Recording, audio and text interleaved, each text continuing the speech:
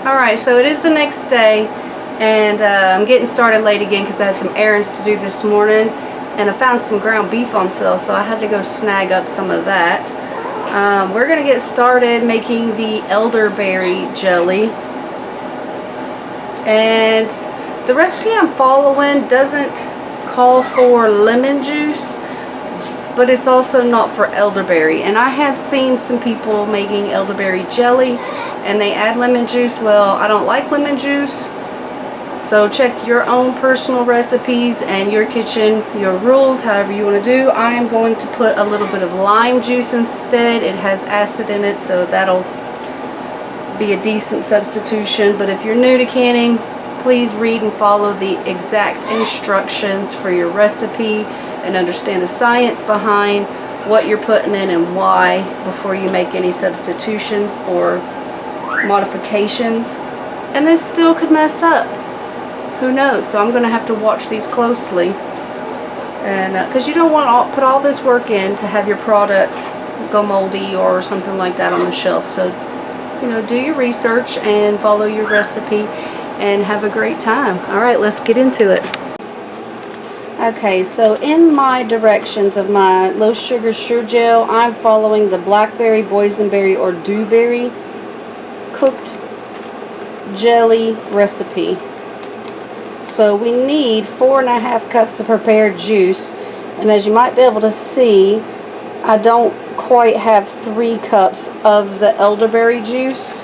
And this is what I kept it in the fridge. This just has water where I've rinsed the jar.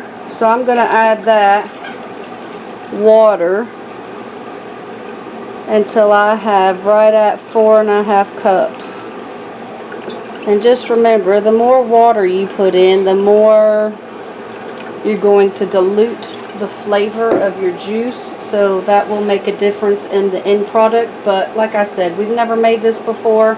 I wanted to use up last year's harvest. Under 3 cups is what I got, so we're just going to work with it and take notes and see how it goes. Alright, so we're trying to get all this 4.5 cups of juice and water mixture into the pot. And that is just the juice and the water for now. And I do have my heat on. Now we need to stir in the lemon juice and water if it's listed in the recipe. So some recipes will give you additional water or lemon juice or whatever. So you get your juice measurement into the pot first. And I'm going to just do a couple of capfuls of the lime juice.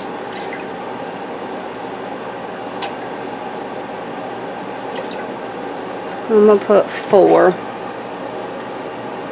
just to help acidify it a little bit. And now you want to have your sugar already measured out. This recipe calls for 3 cups of sugar. And you're supposed to take out about 1/4 cup of sugar, which I have here out to the side. That way you can put your 1 packet of sure gel into that. So let's take care of that. Okay, so you reserve your sugar, that way you can mix your pectin into it, and that's going to help keep your pectin from clumping up when you add it in. So just give that a nice stir until it's all combined. And I'll keep my AC off as long as I can in here, but I know it's going to get hot quick. I do have my jars heating up in this pot. I just want them to get warm and start my water warming while I'm getting the jelly ready. That way I have hot jars to put the hot liquid in. That way it helps prevent shattering. So we're going to slowly pour this in and stir it.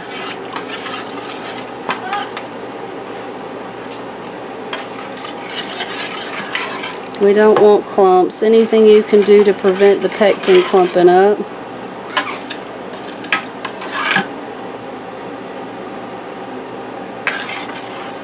And you want to thoroughly stir that in.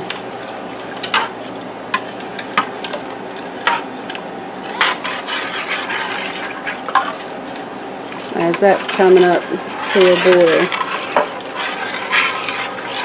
And now's the time, if you're going to add it, to add a teaspoon, I think it's a teaspoon, half teaspoon of butter and or margarine to help with your foaming. And I'm going to go ahead and try that, because I have never done that. Science was my favorite subject in school, so these are like my own little science experiments. So when you go through and do canning, it's all a science. So if you do all the steps correctly, then you can basically give yourself an A+ for science class that day. Okay, now we got to bring the mixture to a full rolling boil, a boil that does not stop bubbling when it is stirred. On high heat, stirring consistently. Remove from heat, and then you skim the foam off. You can see I got a little bit of foam going on there. So we're going to just keep doing this until it comes to a full rolling boil, and I'll bring you back then. Alright, we're starting to get a lot of boil going on, and see how much it's grown? This is why you do it in a bigger pot than you think you need, because it will absolutely grow. You don't want all that messy stuff to spill over on your stove. And I'm going to let it come to a little bit more of a boil, because those are little tiny bubbles at the moment. So we're going to let this go a little bit longer. You see how it's dropped as well with my stirring? Alright. Now I'm starting to see some big bubbles. You might have a hard time seeing it, but you don't want the little foamy bubbles at top. You want the big blub blub blub bubbles all over the pot. Okay? Now we need to take this off the heat. Dark over here. It's going to be a little dark over here. I'm trying to work quick. So I don't see a whole lot of foam, but I'm going to skim the little bits that I do see.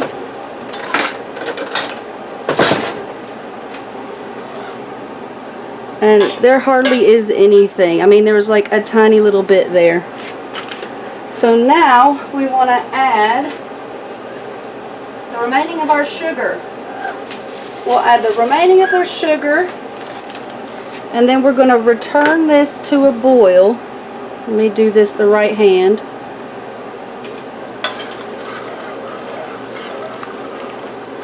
And y'all, if you see little brown things in my sugar, that's because I keep crackers in my sugar, and sometimes the kids break the crackers, so it'll have some cracker charm, I guess. I'll try to get out any floaties I see, because, you know, but this will mostly be for my family who doesn't care. My kids literally don't even care if they put the cracker bits in whatever they're using the sugar for, which I think is weird. But we're going to get all that stirred in real good, and then we're going to put this back on the heat. So we're going to just get this right back up to a boil and set a timer for 1 minute. And I think I have, well, as soon as I think I have all of it, I see one more float by.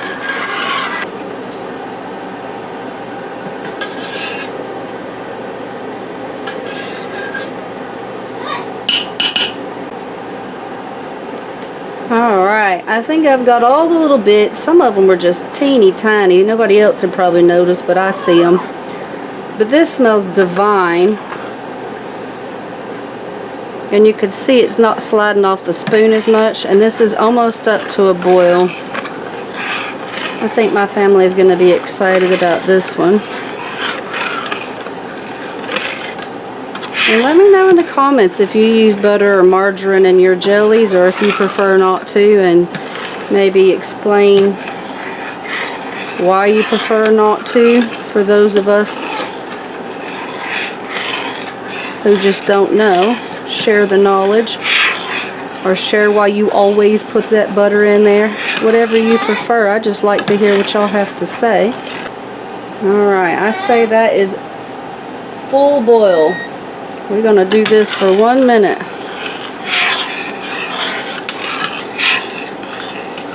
Alright, you see how high up that's getting, and I am just constantly stirring. So make sure you use at least this size pot for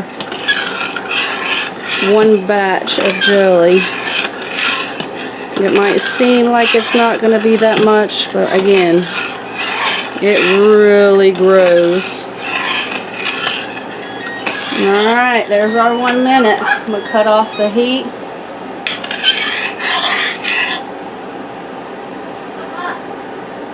I'm going to lift it up a little bit just so it doesn't boil over. Mostly get it off the heat. Basically just getting it closer to my... And I'm going to do the spoon test, I think. But I'm going to just set this in the freezer, a little dot of it in my sugar bowl. And that's a good way to test. You can put just a little blob of it on something in the freezer. I don't know how long you're supposed to put it on for. But you can test your gel. Alright, so I put this little splash in here literally just a minute ago, and look, it's gelling. So we are going to go with it.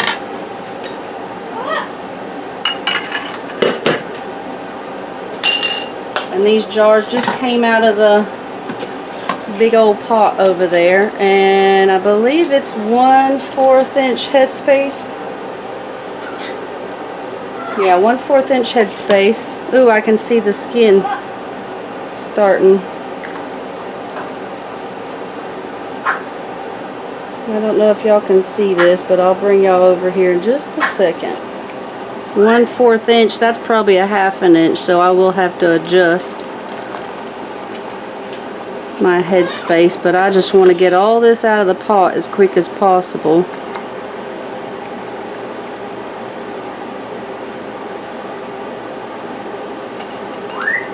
Ooh-wee, that one's on a tilt.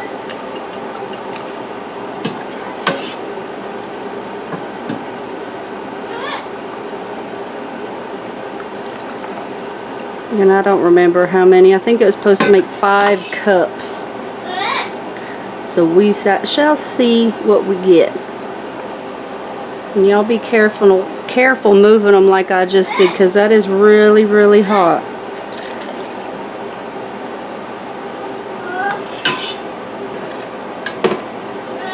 Ooh, we might get 5 half pints. That would be nice. I'm doing half pints because this isn't like store-bought jelly. So when you open it, you kind of need to use it in a decent amount of time. It won't just last in the fridge forever. So we don't really use a whole bunch of jams and jellies. So I wanted to make sure if we opened it, it could get used up. Alright, I have just a little bit left of that. Let's see if I can move that one. So I'm going to, I don't feel like that's enough for a whole jar, but it might be. So I'm going to go ahead and get one of my good jars. That water is pretty daggum warm now. I've been getting them with my hand, but I'm going to refrain from doing that anymore because the next time I get in it ain't going to be so cute. Use your jar lifter. Oh yeah, we might get another full one. I'm glad I swapped the jars. Ooh, it's already starting to go. See that on the ladle? That's awesome. Sorry, I kind of got the sniffles. Ooh, it's so close.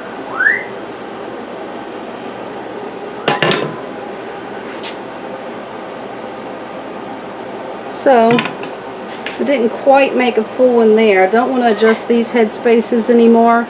So I can let this one cool. And this can be the test jar for the family. And I'm going to get these rims cleaned up, and we're going to put the flats and the rings on them, and I'm going to set them to the side because I'm going to make the batch of May Haw Jelly as well, and then we're going to water bath can all these together. So let me get cleaned up and set up, and we'll start that project. Alright, I don't know if I said, but the tester jar will not be canned. It will just go in the fridge.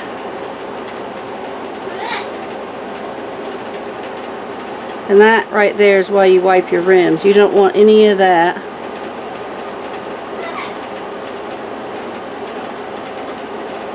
And you can go through and take skim or foam off the top once you get them in the jars. I don't really see a whole heck of a lot of anything in these. So I'm just going to leave them how they are. I know my grandmother's did some canning, and I know my mother's done some canning, but not enough to have generations of recipes passed down. So I'm going to move these over here out of the way, finish getting cleaned up. You know what, I might have them upside down while I do the next one. We'll do that, and then I'm going to water bath can them as well.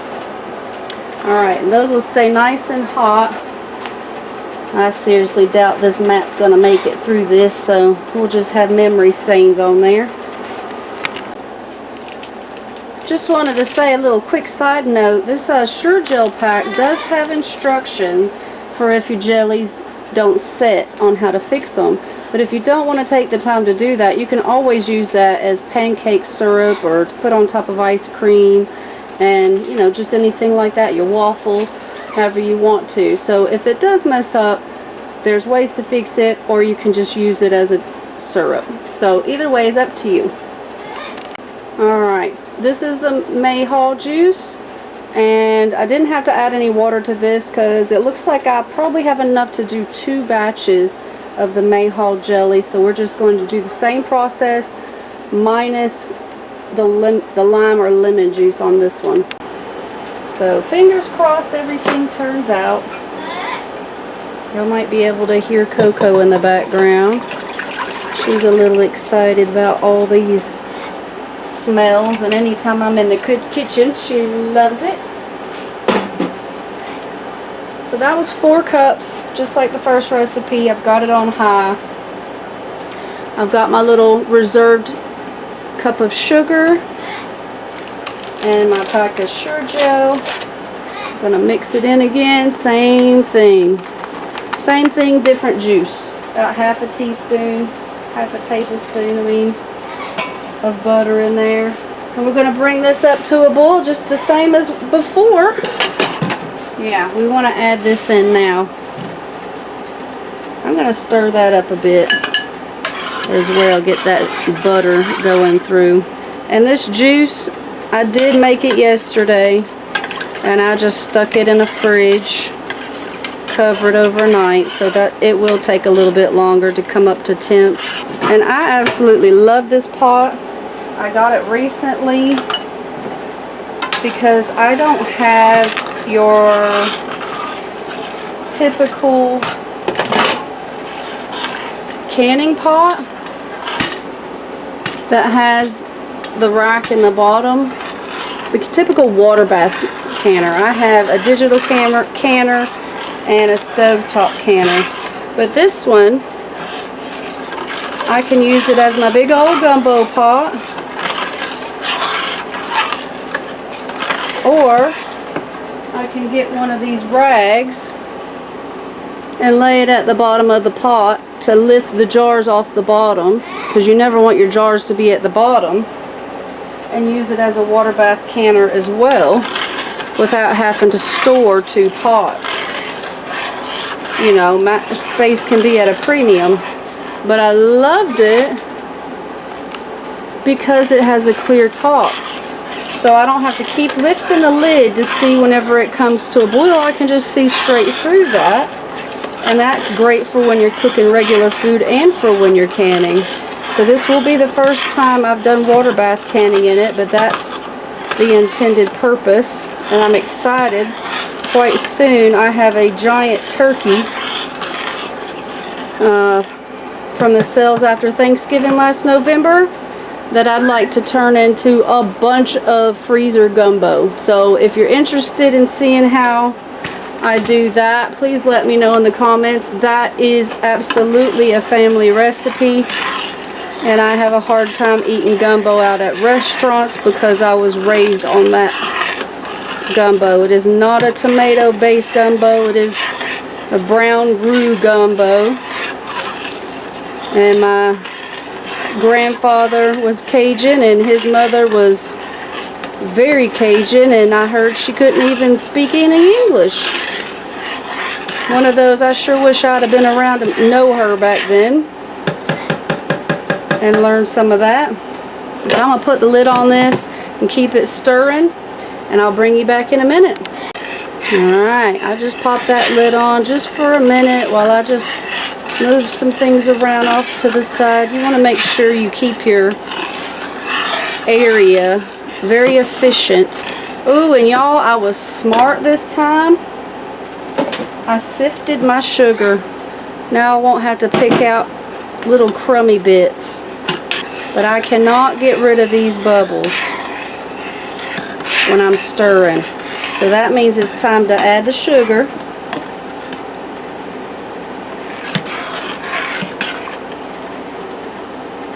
And these are our gumbo bowls. How about that? Alright, we're just about there.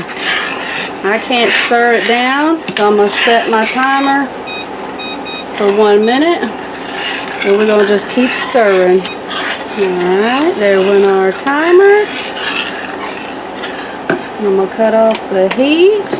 And I'm going to skim off some of this.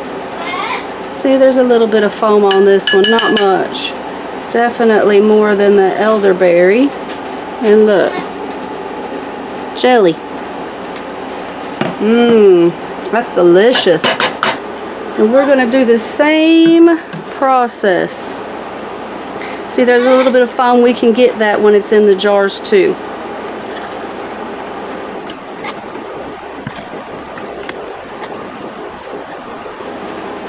Alright, it's going to be close on this one as well. Let's see if we have a tester jar for the fridge or if we get a full one.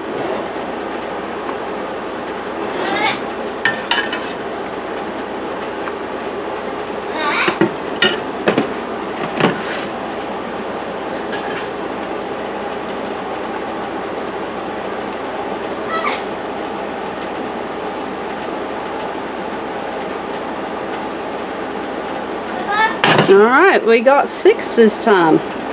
And we got 5 and a bit and then 6. But I definitely ain't going to complain. We're going to do the same thing here. Find my rag. And just do fingertip tight. See, I'm not doing that. Just do fingertip tight. And I need to measure my juice and see if I have enough to do another batch of this. And if I do, I'm going to just go ahead and do that off camera. Alright, so I just got done with my second batch of the May Haw, and it was like half a cup short of the 4.5 cups, so I just put water in it, and I went ahead and marked that they're May Haw and then put a little 2 out to the side, so I know it's the second batch. So if its taste is different, I'll know why when we do a comparison. I might end up opening 2, one from the first batch and the second batch, to see if we can see any difference. But look, this is my jar that I couldn't quite fill all the way. Look, you see that flop? It's already jellying. It's already setting, so that's good news. I'm gonna go ahead. What I figured out is I had the big pot on a little burner, and it's been on there a good hour and a half and never went to a boil. Well, I decided I'm gonna make this second batch of May Haw and then put it on the big burner, because the little burner was never gonna get this pot to boil. So I got all that out of the way, and I'm going to get these water bath cans, since they're half pints, for 5 minutes. And make sure you look up the instructions for water bath canning any of your own products for your elevation, and it'll give you different times if you're over 5,000 feet, even for water bath canning. So make sure you read about that. I'm going to load my jars onto it. And I picked an older rag in case I get any siphoning.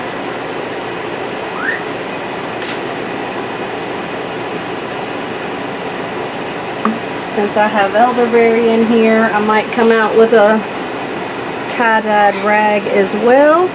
And I'm just kind of going across to spread out the rag as I do this, because I want to be able to fit as many as possible in here. And I'll make adjustments as needed. And I sure wish I had a way to double this rack, because I only have 3 jars left. Let's see. And you see I have over an inch of water above the rings. You always want to have that. And I'm going to see if I can finagle these in. But I'm going to bring the water to a boil, and it's going to have a bunch of steam come out the top. There's a little hole on this one too, which makes it perfect for this. Except for finding a rag big enough. You know what? I might actually go get another little rag.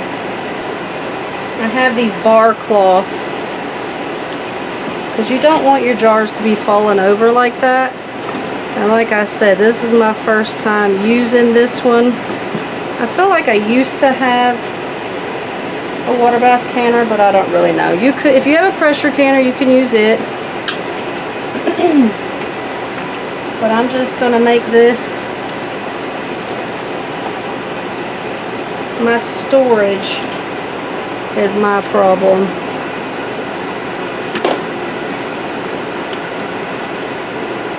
I'm going to put another rag under there. There's still some rag under, but I want to make extra sure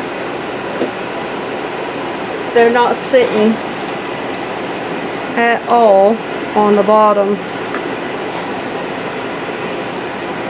And I'll sterilize my rags all at the same time.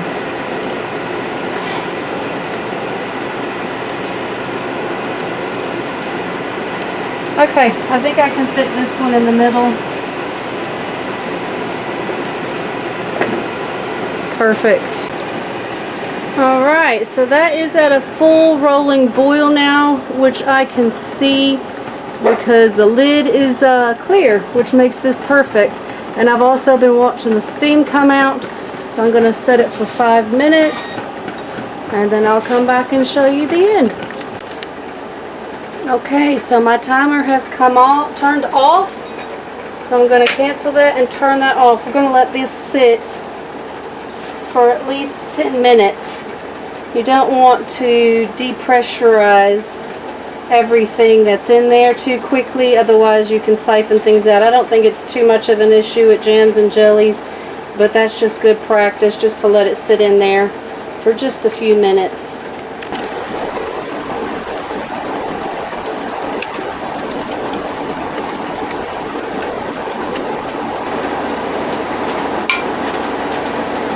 Ooh, can you hear the pinging already? Look at that color. That's lovely.